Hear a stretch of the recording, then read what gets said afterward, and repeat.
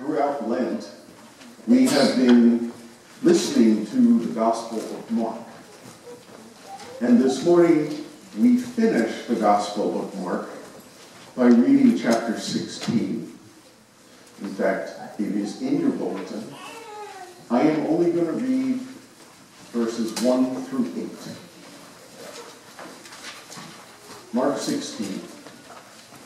At the rising of the sun, after the Sabbath on the first day of the week, the two Marys and Salome brought sweet-smelling spices that they had purchased to the tomb to anoint the body of Jesus.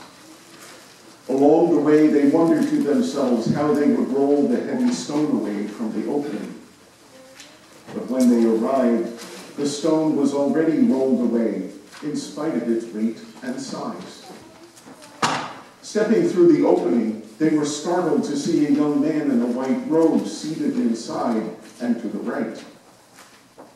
He spoke to them and said, "Don't be afraid. You came seeking Jesus of Nazareth, the one who was crucified. He is gone. He has been raised. See the place where his body was laid. Go back and tell Peter and his disciples that he goes before you into Galilee, just as he said. You will see him there when you arrive." The women went out quickly, and when they were outside the tomb, they ran away trembling and astonished.